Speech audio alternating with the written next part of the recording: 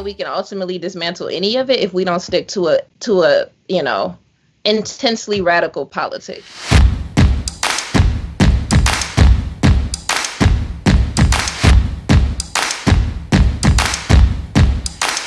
You're not broke if you're taxing rich people.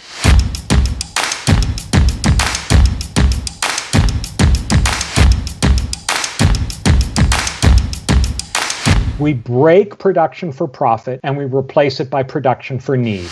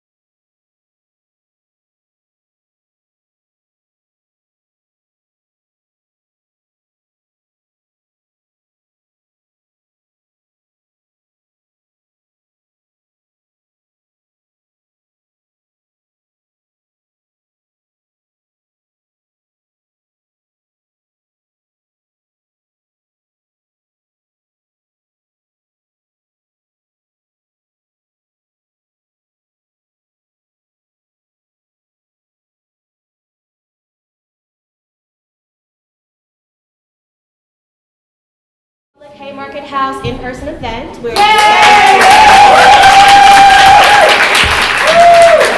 here to celebrate the incredible Natalie Moore. So if you have not purchased your copy of the Billboard, please do so after the event. I'm going to bring up both the director and Natalie. We're also going to have a performance by two of the lovely actresses from the play that you'll see in June, July. You can get more information about that at the postcards on the front table at the entrance where you checked in. We will have a Q&A portion at the end of the evening, so I'll be floating around here with both my camera and index cards and pens. So if at any point during, just raise your hand, and hopefully I catch you in my periphery and I'll go ahead and get you set up with that. And then afterwards, Natalie will sign books, which will be incredible. So thank you to those who purchased those in advance. And for the personalized copies, thank you for writing your name inside. And then we'll have, a little bit of time for people to schmooze and gather. But without further ado, I want to introduce the director of the play, TaRon Patton, and the writer, Natalie Moore.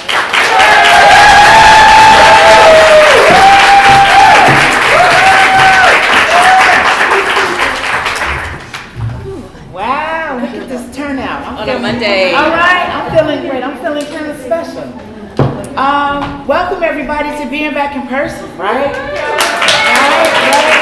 Right. This is really going to be informal, heartwarm. I want to say intimate. So please, ask questions that you have, because I want to know, but more importantly, it helps us. When we're dealing with something that's so personal, right? So it really matters that, you guys are honest about what you want to know. So I'm going to turn this over to Natalie so she can let you all know a little bit more about the book, The Billboard, yes? And then I'll set you guys up to tell you a little bit more about the scene, and then we will jump into a really, really intimate conversation about why and what we're doing. Is that all right with y'all? Yeah. Can I get some snaps? All right. Everyone, with no further ado, Miss Natalie Moore.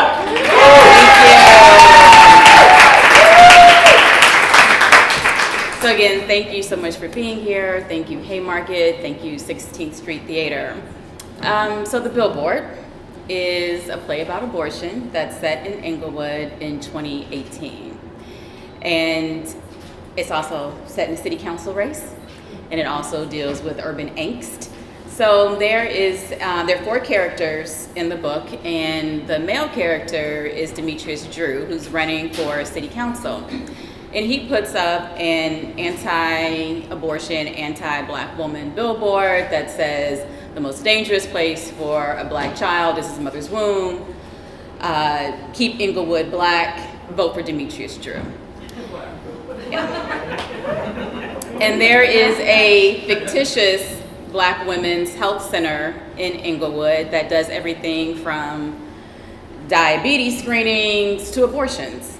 And they decided to put up their own billboard, but their billboard ends up being more controversial than the first billboard, because their billboard has 3 Black women on it, smiling, looking like they had bottomless mimosas, and it frames abortion as self-care.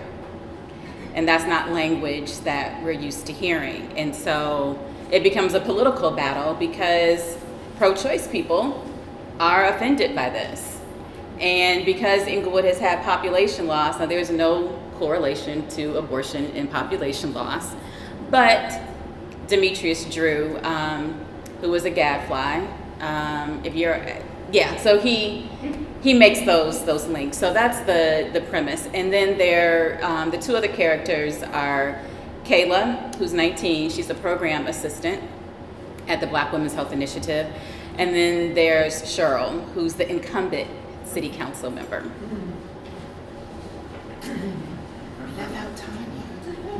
The main character, Tanya. Okay, yeah, Tanya is.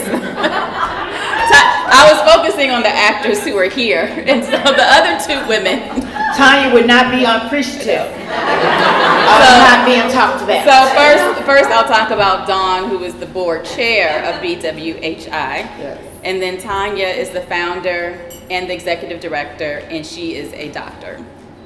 And it's her idea to put up the billboard. And yeah, so it's like this intra-racial debate also about gender and patriarchy. And the book has a foreword by Imani Perry and an afterword by the fabulous Jane Sachs, who was here in the audience. And then there's a Q&A. One thing that I learned is the reproductive justice movement started in Chicago in 1994. And one of the founders is Toni Bond, and her archives are at the Vivian Harsh Collection at Chicago Public Library, and they're great. And I did a Q&A with her. So there was a pro-choice conference, and as sometimes Black people do at these conferences, we find each other, we get together, and they come up with their own agenda. And so reproductive justice is not just about pro-choice, it's the intersection of all sorts of things with healthcare and autonomy. Wow. Come on, y'all got them tickets, y'all ready to get them? So listen, just to set you all up for the scene. So she gave you guys like, you know, the very nice way. I don't want to spoil it. And You gotta read it. Okay, that's my job then. Okay, so, all right, so Chicago politics. Okay, we ain't gonna say nothing else, just put a pin in that, okay? And I will also say during the workshop, and Ron was like, you gotta make that, you gotta make that harder, you gotta make that harder, you gotta make that harder. This is the now, shot. you know she would be really mad at that. This is the shot, okay? And so that's one of the things that what attracted me to the play, was that you had the situation, that you created this incredible situation that everybody talks about in our living rooms, we know whatever, but we get a chance to see these incredible, powerful Black women in leadership roles. Come on. In leadership roles, okay? Dealing with real things and dealing with it from all facets of sides of what that looks like. And so I'm gonna set you all up. So, you know, we as women, white, Black, whatever, we know about the power struggle, right? The pecking order, right? That happens when you have a dichotomy of women, right? And how that goes. And so in this scene, we have the incumbent 20-year alderman, city councilwoman, striving for bigger and better things, meeting with the president of the board for BHWI. And they are going to deal with trying to figure out how they're going to deal with this Demetrius problem.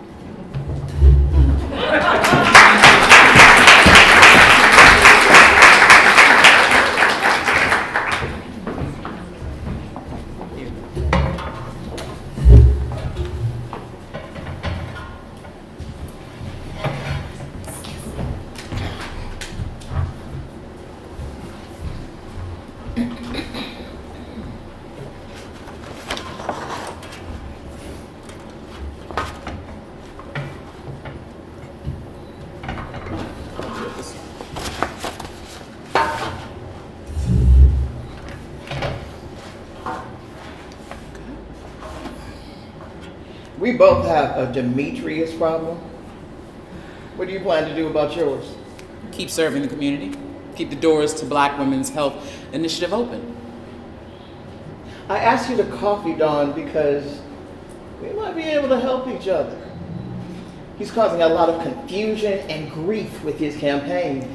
Councilwoman Lewis. Please, we're on a first name basis. Call me Cheryl. Okay. Sure. I appreciate your time. I may not be from Chicago, but I know how politics work here. I personally donate to your campaign every election, even though I don't live in your ward. We don't object when you put pictures of the clinic on your website or campaign literature, but I'm not able to chair a fundraising committee for you. You're turning me down for something I didn't ask for. Better to draw the baseline up front. That's not what I want. It's not why I'm here. We can be better allies. How? Demetrius has been biting at my ankles my entire time in office. He shows up barking and at ribbon cuttings. He protests construction sites. He also goes to the highest bidder.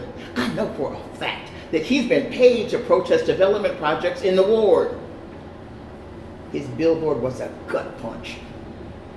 Injecting reproductive rights into a local election caught me by surprise, and little surprises me after being in this job for 20 years.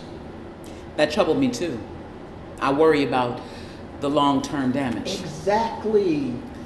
I'm glad we agree. Thought long and hard this past week about what my own message to him should be. Abortion rights should not be threatened, and not from no two-bit race hustling hustler. This is bigger than my re-election. I dove deep inside myself to come up with a way about how to respond. I came up with this.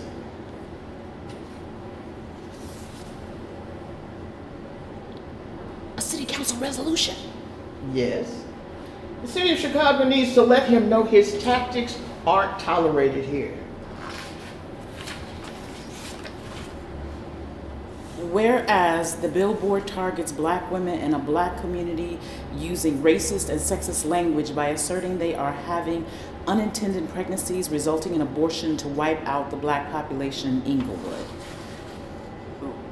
Whereas the harmful message of the billboard is misleading to black women and the entire city of Chicago.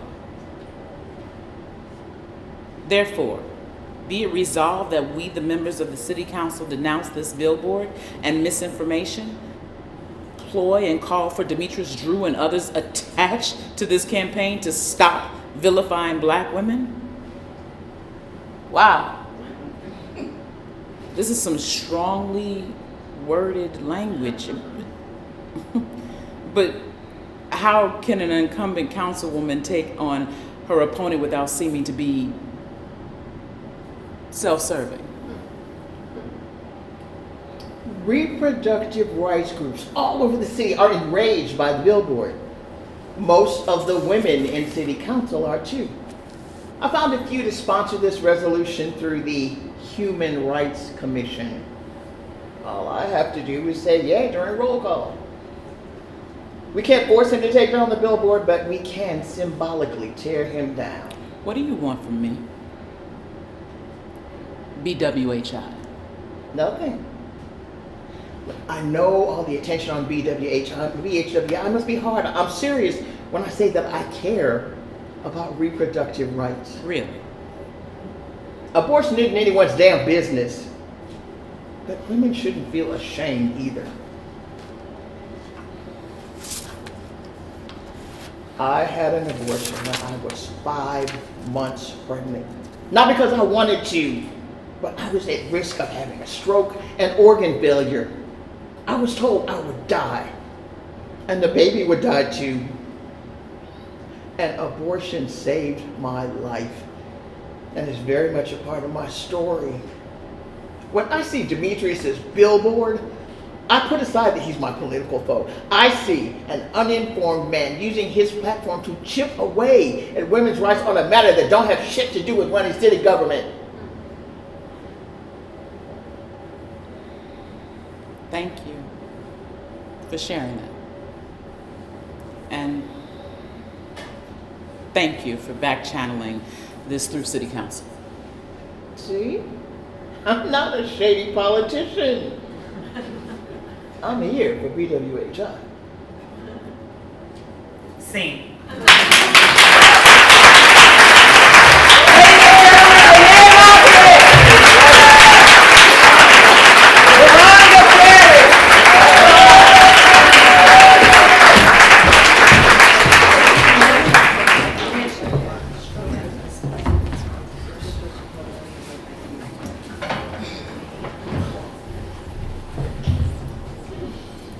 All right.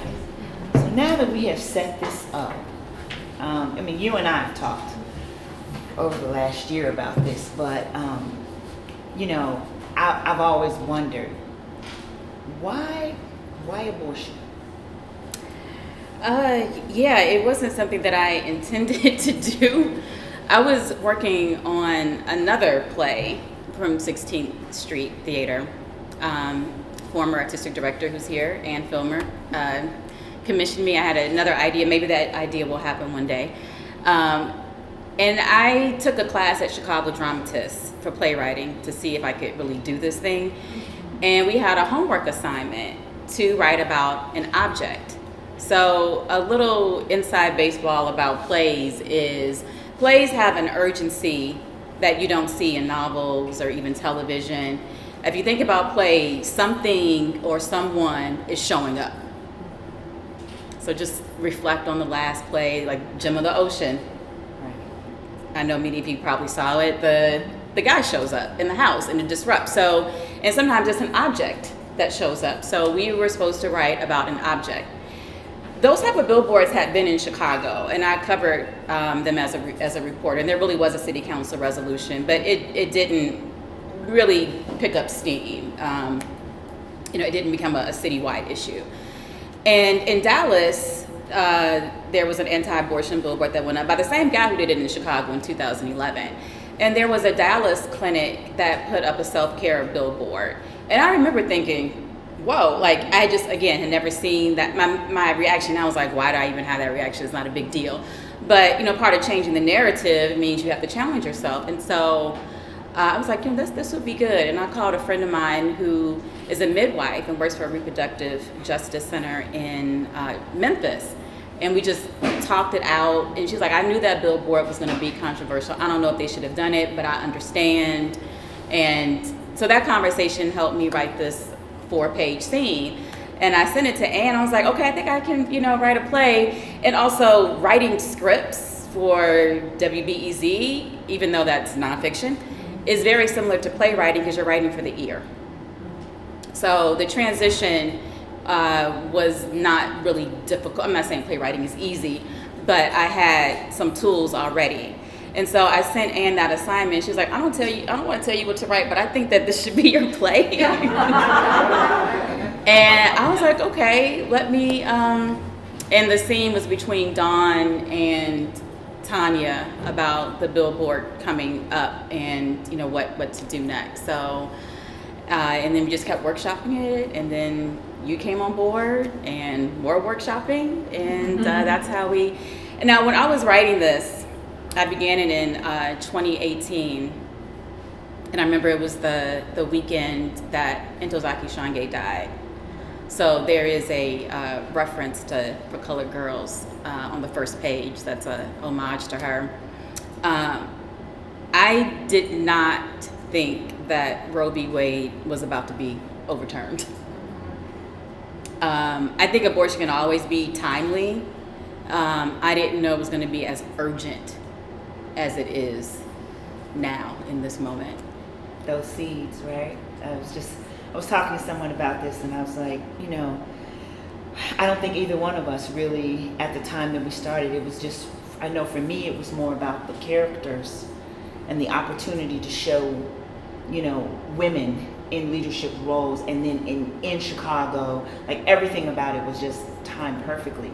But I don't think at that time we really understood the explosion that was going to happen. But, and I know your grandmama probably said it too, everything happens for a reason, Yeah, and I mean, it shouldn't even be surprised as we saw different states chipping away at abortion. This was the strategy, and then Illinois being, an island of having the most expansive rights protecting abortion. So I knew that there was always a narrative that needed to be told, and that there was still currency in the issue. But I mean, when this play comes out, the Supreme Court likely will have invalidated Roe v. Wade. Yeah. I can't believe that we're saying that either, right? And I've always wondered, I mean, abortion is nationwide. You could have set this anywhere, but you set it in Englewood. Why Englewood? Well, of course it's going to be in Chicago. So, I mean, I'm Chicago all day, everything.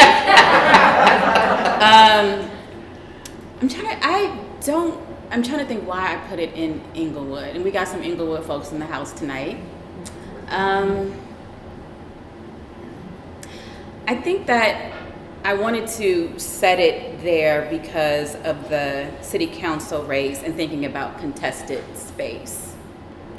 And there has been the population loss there, so I thought, okay, this is a neighborhood that someone like Demetrius would latch on to this. And I mean, there are a number of Southside neighborhoods that are dealing with development, but there's something about Englewood that just seemed like the perfect place. And I've also seen people show up protesting in Englewood at development, and it's like, why are you here? And I'm pretty sure that they were paid operatives. So I think I saw some, I mean, not this exact tension, but I have seen some tension in Englewood around who is the community for. And I remember when Whole Foods opened in 2016, even when it was announced in 2013, and this wasn't even from people in the community. So many outsiders like, well, that's not for us. That's not for Black people. I was like, but Black people live there. Like, why isn't it for you? And sometimes we, even in Black communities, because we've suffered from so much disinvestment, we take on a deficit mentality that, oh, that bike lane, that's not for us. That park, that's not for us. I understand the skepticism because there's been urban renewal, Negro removal, and a host of bad policies. But I feel like this tension has played out, at least from my reporting experience, more in Englewood than other communities. Speaking of your experience, I mean, this is book number 4, right? This is book number 4. Is it different, you know, with it being book number 4 and it being a play than, you know, something that's literary, you know, because I read your first book and I was like, who is this girl? Why she grew up? You know, I read your book like that. And then, so now you've decided to do a play. What's different about it? What's been that experience of, you know, going from one type of literary to another? Because that's one thing that I know I've found in conversation, that when you talk about plays, people forget that plays are literary. Yeah. That is what it is. It is the spoken word. So have you found it to be a difference, you know, in the experience? Yeah, and when this came to Haymarket, it wasn't even finished, and they read it and loved it and felt like it was a cultural piece, and that it was reading as, I don't want to say something more significant. I mean, most plays aren't published by trade presses. So I do think that it's a little hard to place right now. I mean, I'm looking at the play, the book, as the hype machine for when the actual performance happens. I mean, not to sound whiny, but like the reception is so much different from the South Side. Like, I have gotten 0 local coverage. 0 local press so far, and it's been out for almost a week. And I think that will change, and I think the momentum will happen. But yeah, it's a little, I mean, I was in my feelings a little bit last week. Like, this, like, is anyone gonna care about this? Well, I think that speaks to, you know, a culture we're trying to stop, or, you know, an area that we really need to make some change in. And that is that plays are literary, theater is literary.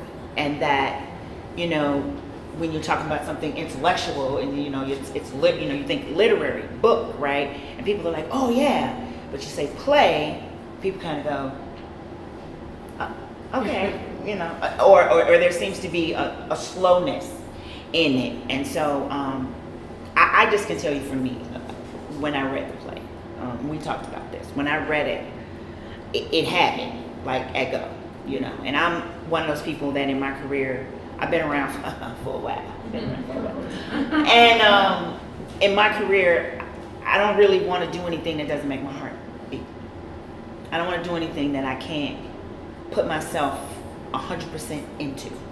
And your piece did that for me. I wanted to direct it. I wanted to produce it. Because I wanted to make sure that it happened. Because it you know, from a book to a play, I mean, I've done this before with Stick Fly, Lydia Diamond, Congo Square. I'm an ensemble member of Congo Square, so I know the process.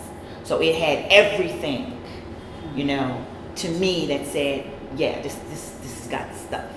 How has it been working with, going from working with where it's your thoughts or whatever, and now I come in there and you and the dramaturg. Me and the dramaturg. Yeah, we came in there. What was that like?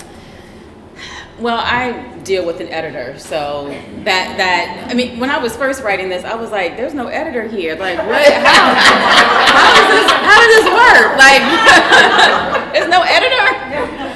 But the workshop, so we did workshopping. So a workshop is a table read where you get actors, and so I did it when I was a third done, and then you get feedback. And in some ways, that's like radio. So like our big radio projects, you do a group edit, and that really comes from this American lifestyle. But it's so subjective because you can have 5 people in that edit who think differently, and then you do another, and then they feel something. So you take it for what it's worth. So I'm used to critique and criticism, so that wasn't hard in getting feedback. And those sessions were good to help me think about, like at one of those table reads, someone said you should have a debate scene between Cheryl and Demetrius. I was like, that's a good idea. So there is a city council debate and a campaign debate. So yeah, all that was very helpful. And the table reads, I mean, they just bring, like James Vincent Meredith from Steppenwolf did 3 table reads. And like the first time he read, I just thought my heart was gonna jump out of my skin, my body, because it was like, this is what I imagined, and then some. And he's not even, like, he's just reading, okay? Cheryl Lynn Bruce did 2 readings, and Veranda was in the workshop for a week. My youngest stepdaughter played Kayla many times, and that helps. So all of that brings it alive. So then when, so I secretly wanted to be a dramaturg because I didn't realize that they were 2 different. The dramaturg that I had thought about being, and this is just like a secret silly passion. Dramaturgs make sure that everything is in order. So I'll just tell this quick story. When I saw the Color Purple musical here in Chicago, I was like, they didn't have a dramaturg here because it's 1930 and they are eating Chinese food out of takeout Chinese boxes, saying this Chinese food is so good you can't get takeout Chinese food in rural Georgia today. So I was so distracted. I was like, there's no dramaturg here. And then they kept saying, it kept calling Suge Avery a hoe. I was like, that word wasn't used back then. They would have said whore.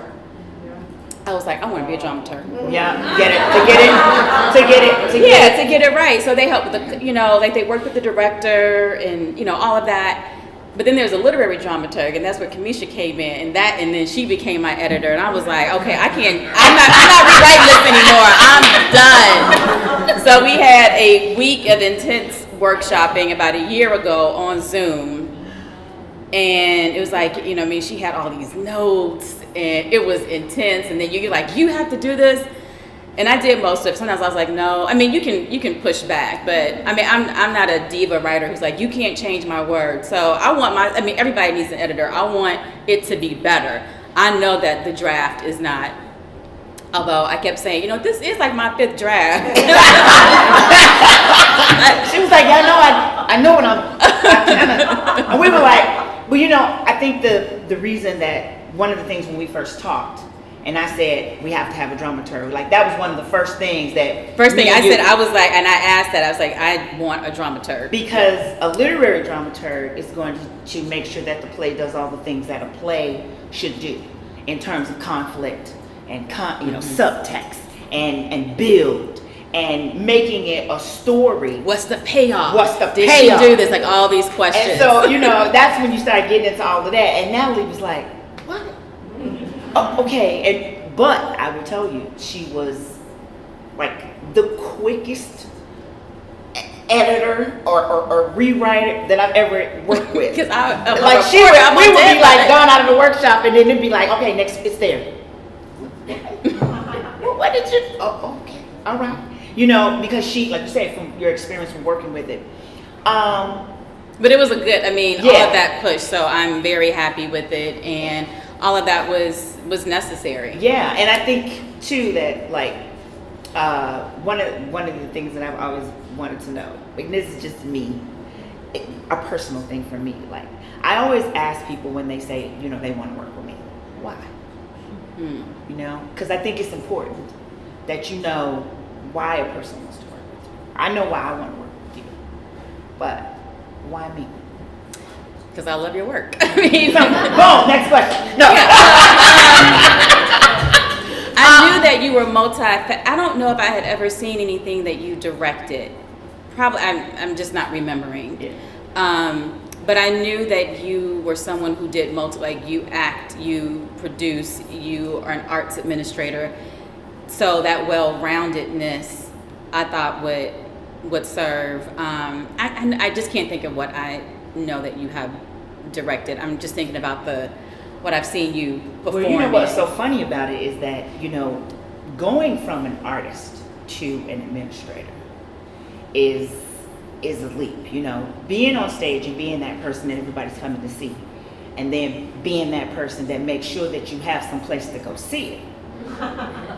It is two different seats, you know, and I've had the experience of sitting in both. And so that was another thing about the play that really grabbed me, because there is a dichotomy of what you all see and then how you get to see it.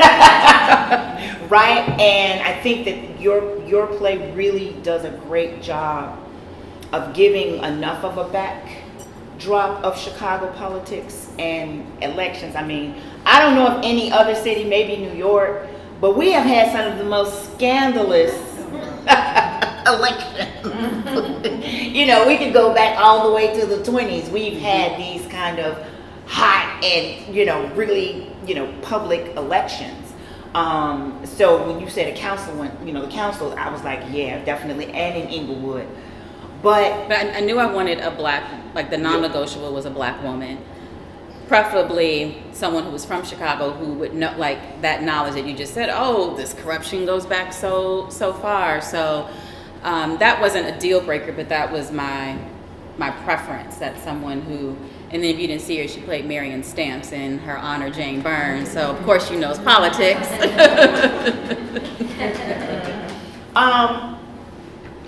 Do you have any questions for me? Like, I'm up here asking all these questions. Slip it. You got some questions for me? Is there anything you want to know? Well, I'll, just to talk a little bit more about the process. See, a lot of people ask me, well, how involved are you going to be? You're going to be at rehearsals? You're going to be at auditions? You're going to be... I was like, I trust her, and I'm not going to be that playwright sitting there giving notes. But the one thing is that there is a multimedia element. Social media is very prominent in the play, and so the way I wrote it was someone could, like, it's like, director, do what you want to do here. If it's a projector, if it's soundscaping, I don't know, but like that's how I kind of bring the reactions from the city and from the neighborhood at different points. And I also did that because you want the director to feel like they have some ownership to do some things with it. So I want to know, like, what is your vision for some of the multimedia aspects? Okay, let me tell you what we're going to do. So, because I did Your Honor Mayor Burn with Nikki Brooks, if you saw Your Honor Mayor Burn, the multimedia was just amazing. And so I have worked with it when it works, right? And then I have worked with it when it didn't, right? And when it becomes upstaging. And so one of the things that I want to do with the multimedia is make it more intimate, right? So that what they're seeing, you see. And what they're saying or that they're choosing not to say, you see, right? Because in life, that's, what happens. If you go to Facebook and you scroll, you can choose the good stuff, but there's some stuff you may not be able to say, right? That people have sent you. So using it in that aspect, also bringing people into the climate of what we just talked about, of 2018, the things that are happening politically now, and the things that were how it started in 2018, making those connections of then and now. There's a lot of it, like you just said, we're talking about it being overturned. In 2018, we wouldn't have said that. So making that parallel. And then the debate, I hate debates. I'm just gonna tell you that. I hate them. I hate them for so many reasons, or I'd rather have a town hall where we could ask them what we want to ask them, as opposed to somebody up there saying it and they get to do a monologue and all of that. And I always walk away with, I still ain't gonna vote for neither one of y'all. Y'all ain't really answering none of my questions, But using multimedia to make it where it's more for the people, right? So the debate is gonna be less of a debate as much as more as a town hall, so that it's basically the debate of my fantasy. Right? TaRon's fantasy debate with all the fireworks. And the other thing is the technical aspects. I'm really big on sound. I'm really big on reverberation of, this loop that we're having right now. Like this moment in time right now will never, ever, ever happen again. Because we will never, all of us in this room, be like this at this moment, like this ever again. So this is timeless, right? And so making every audience experience that and know that their experience that they had that day was just for them. So those are the ways that they walk away going, I ain't doing nothing next Saturday, I'm coming back. I gotta bring 4 people, because I can't talk about it because they wasn't here. So now I gotta go get them and come back so we can talk about it, because they can't talk about it. So those are the kind of things that I want to do with the multimedia, things. Whatever we can do in the budget, because you let me loose. Whatever, there's, in the Broadway version, when we get there, we will actually have something a couple of decimals less than January 6th, but not too many, right? Really creating how politics can get us as a people so fighting that we do something that we never thought we would do, because it's so political and it's so hot and it happens in that moment. I don't think it's planned, but there's something about a riot or the chaos of it that erupts into something. The rise of 65, we have these moments. And so I really want to show how the role between the constituents and politics and such a topic as abortion can take us as a people to a place of being uncontrollable and there being an unconscionable act of violence that affects us, that we didn't plan. Okay. I think we can.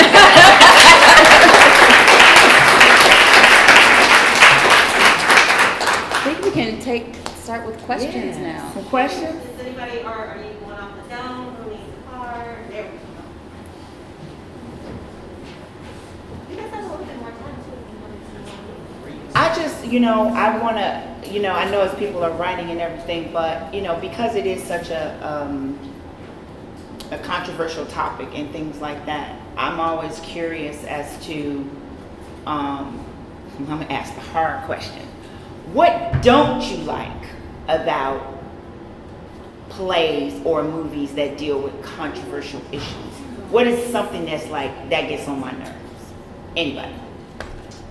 I don't like when the opposing view of whatever clearly the view that the author wants to put in the spotlight.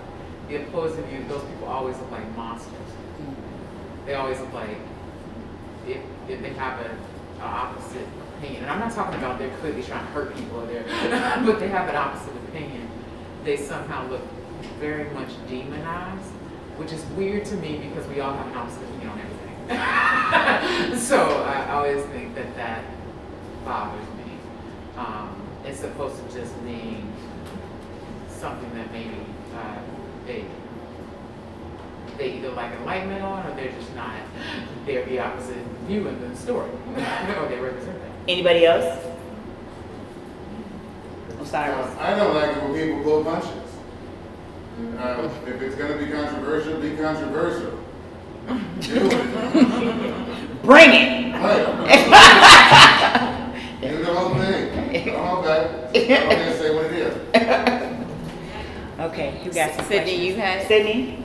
I was going to agree with what she said about just absolutely loving his presence and films and how that.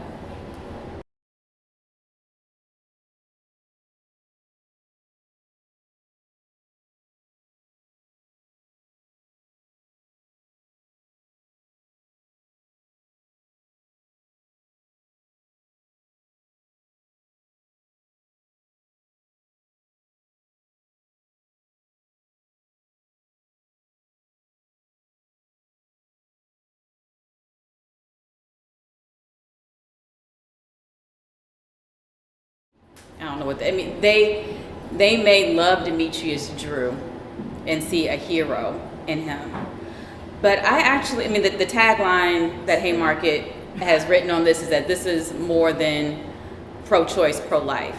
I think the most nuanced part of the debate is within the pro-choice community, like pro-choice versus reproductive justice, which are cousins, but two different things. So I think that that's where the nuance comes in, because it's going to, I think, challenge people who saw themselves as pro-choice and asking themselves why the billboard made them uncomfortable, and why do they think only certain abortions are acceptable or acceptable to talk about. And people who know me well know that I love soap opera, so I found a way to like put in all my children in the intro, because Erica Kane was the first person to have an abortion on TV after Roe v. Wade. It was not Maude. Everyone talks about Maude. People forget that soaps were so much more socially progressive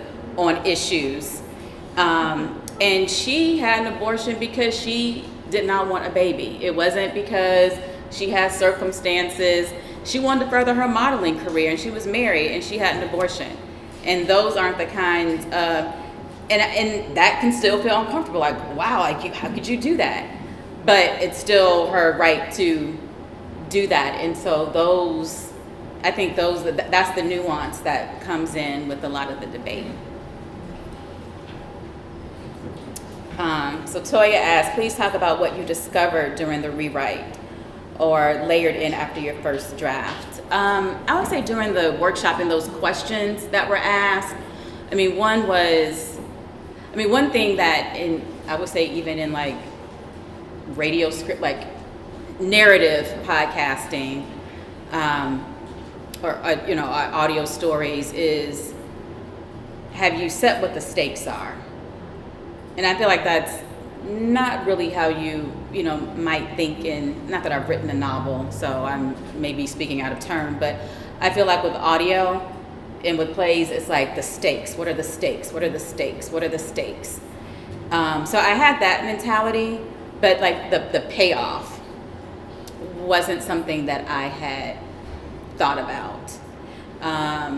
Even the scene that we saw, that was a scene that I had, but TaRon was like, that's gotta be moved up higher, because we've established that this city council member wants to help, but then they go and do this billboard and didn't tell her, and I didn't have that in the order, and so that brings another layer of tension because of what her reaction ends up being. So Conflict! yeah, so it's always like, I think I had enough conflict. It was like, no, more conflict. I would say one thing that I did do too in the writing process is put more drama in than you think that you need. Like just pack it and then pull it back. So one thing that was in the play that was taken out, and I wasn't wedded to it, but I was like, well, let's just have more drama. That Tanya had an abortion from Demetrius in high school. See, now we done went a whole It's like you're doing too much. You're doing too much. And then I was like, and then Demetrius is gonna be Kayla's uncle, and she didn't tell anybody. Doing too much. Doing too much. Go ahead. Because you didn't want this to be a battle between two people, because then it became more personal than issue based. And because I was like, but Demetrius didn't know. Tanya didn't tell him. But at the end, she was like, your best friend told me, I knew all along. And that's why he's been coming at her, because he's mad. And I'm all for it. Because I didn't know what I was doing. I was like, well, let me just kitchen sink it. And then, because that's what writing is rewriting. So I threw in drama, and then we tried to finesse. And it was like, you know what, just. And then Kayla and Demetrius was like, you don't need to be her uncle. Can I get in my But honestly, that's the part of it that makes it art, right? Because you came in and you just went all in, and then you come and you carve it. That's where it gets down to the masterpiece, right? Of what it is. Okay, next question. Okay. Because the billboards are such an important visual themes for the play, how will you integrate the text and images in?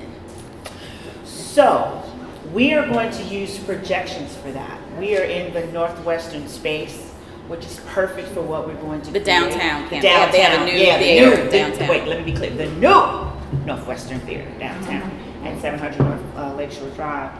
And so there's so much depth in there. So I'm going to create that element of when you're intimate, and then when it's like to give that depth, especially with the billboard in particular. The billboards are as much a part of the set and the world as anything, because and I love you went into the whole thing about 59th and Halsted. I don't know if anybody knows about 59th and Halsted, but there is like 2 billboards right at the intersection of 59th and Halsted.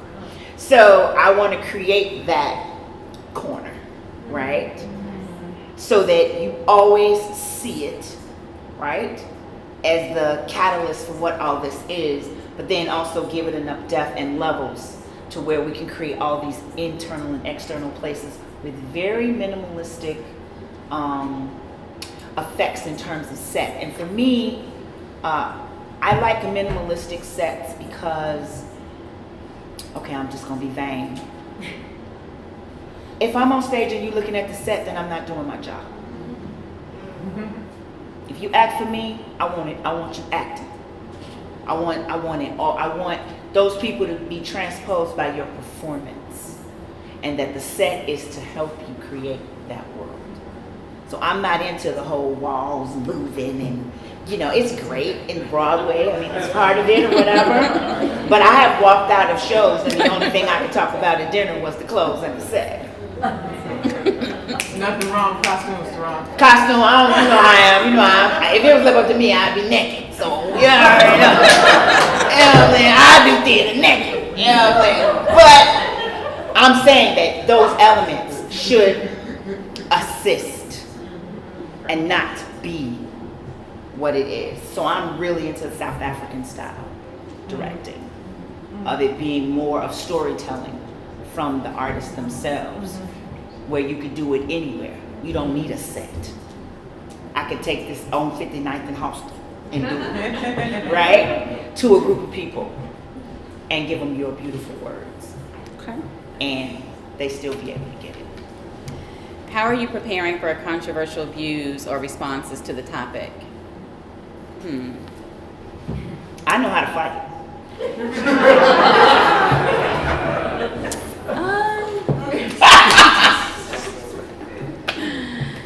Yeah, I think, being a journalist, which is a public facing role, like I get call names on Twitter, I get bad emails. My first book, Deconstructing TaRon, sometimes mostly it comes from people who don't read. So like with TaRon, who didn't read the book, people would show up asking me and my co-author, Natalie Hopkinson, who are you to write this book? Did you read? Like they have, and I just shut them down with, nice, not even just, did you read it? Or the Blackstone book, oh man, who are you to write this? Did you get permission from Jeff Ford? I was like, well, he wrote me letters. Oh, like you're not even high ranking. Like why are you even talking to me? I've had very tense book readings, like really, really tense, like where, when the Blackstone book came out, there was a little while I was like looking over my shoulder at the gate, coming home. Because I had to block some people. There is like a nation state mentality, and it was like, you have no right to have done this. So I think that I'm primed. This is different. And sometimes you don't even know what's going to be. Like you can think about, okay, I've got this covered, I've got this, and then someone comes at you for something that you weren't even thinking about. So I just think experience will, help me be able to answer. I also think questions. Too, I think because you wrote how you've written it, though, I feel like you negated that. Do you know what I'm saying? I think we would run into that more if it was one-sided. I think because it's even, I feel it's even. People will, if anything, be a lot more open to hearing that POV because they don't have to. They get the comfort of watching it. And I also think too, I know that in the program, I'm going to be very, very, in terms of my statement to the audience, I'm going to be very, very honest about, I'm not doing this for your permission. I don't need no commentary. You know what I'm saying? This is not for you to judge. This just is, So come with that energy to it, And if you come with anything other than that, then you're going to miss something really beautiful. So come with an open mind to this, regardless of where you stand on it. Just respect it for what it is. And I think if you can do that if people can see that, I'm planning on probably having like a little something when you walk in so you can read it. So that people walk in knowing that I'm expecting, because I'm going to tell y'all something, in this play, the audience is very much involved. Y'all are the town hall. Y'all are the town. Y'all are Englewood every day. So there are things that are going to be happening around you that include you, and in theater you got to be careful with that, right? Because you get that one that think they're really in the play, right? Right? You be like, I ain't giving you no check. You ain't getting no check. So sit down. So cut it out. I know you equity. Shut up. Because you're not getting a check. But I do want that feeling of being a part of, because I think that I'm even, playing with, I don't know, I'm going to say how far it is, but like doing something a little extra with the curtain call that links the audience and the people in the play and the area, to when you walk out, so that you know that regardless of where you live, whether it's Englewood, whether it's Northside or whatever, in Chicago, we are a community, right? We don't agree on everything, but we do have to respect everyone, And if we can do that with a controversial topic as this, and walk out friends, or at least walk out respecting one another, then why can't we take that out into the world and do that for real? because this violence in Chicago is wearing me out. And I think it's going to take all of us to not just talk about it, but a slight change that all of us make universally. We can change the city into back to what it needs to be. It just takes a little bit. It's not going to be a lot of effort. What you're doing in that play, if you just take that with you and do it in your life, I just think there'll be a lot less of this chaos. What are the details for the show? June 23rd through July 17th, 16th Street Theater, producing, but it will be at the Works Performing Arts Center at Northwestern on 701 North Lakeshore. And for the folks here, there are postcards at the front. So this one I'm having a little hard time with the handwriting. Abortion and the loss of bodily autonomy is not yet. Can someone who wrote this, I'm not. Sorry. It's okay. I wrote it. Actually, it goes back to the question you asked earlier about what do you not like about issues. Okay. And one of the questions I wanted to ask is, with an issue like this, there is very strong feelings on one side or the other. And with this,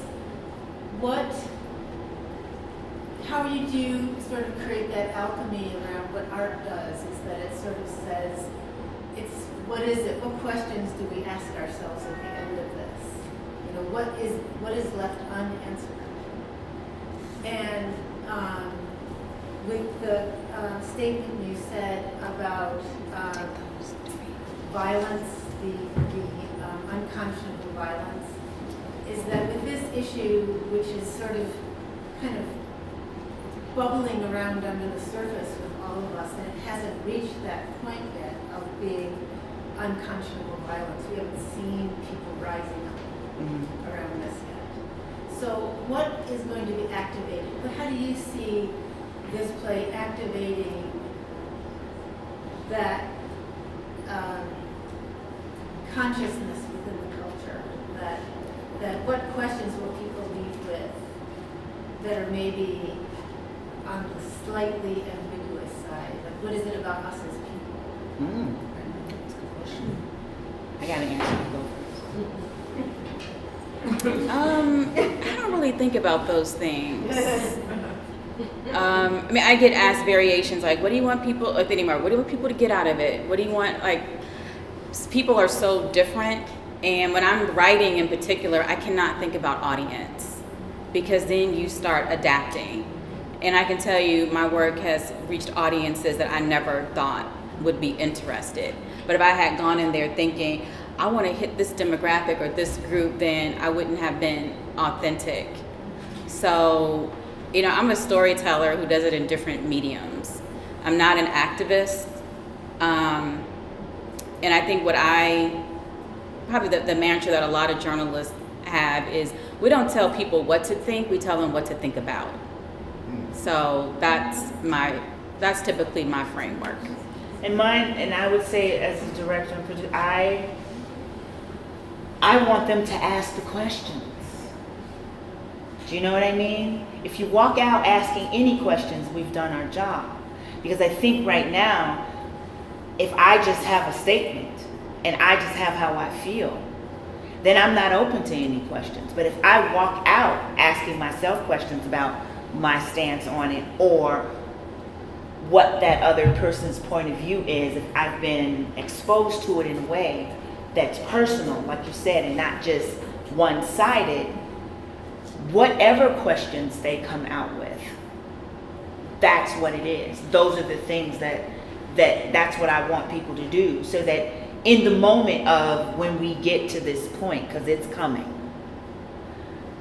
hopefully we'll think first about that group that's protesting that point of view has a point of view and doesn't have to be fixed because it doesn't agree with what I think. And I think hopefully that'll de-escalate and the explosion of it. Because I don't really think that this country can survive another thing to erupt into violence. I don't think we can. And so, I think it's timely that this play is happening at this time, right before this big thing is happening. And that's the beauty of art and then how it mirrors its time. I mean, I don't know if Natalie believes in divine intervention, but I do. And I believe that the ancestors, God, whatever you believe in, gave her this story. I believe that too. I believe that. You know what I mean? And I feel blessed and highly favored that I'm going to be the first person to direct it and be a part of it. And I thank you for that. Well, I think, TaRon in the beginning, she was like, I am committed to this no matter what, and I'm going to see it through, and it's going to go somewhere when it leaves here, and I'm going to just be here. So it is great to have this collaboration. So the final question, are you familiar with Alicia Wormsley's There Are Black People in the Future Billboard?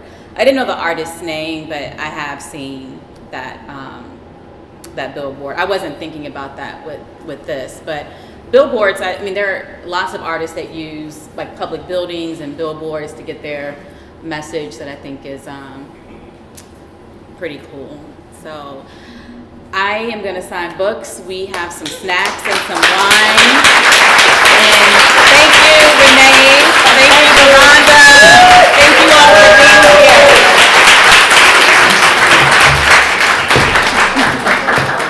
Congratulations, man. Thank you.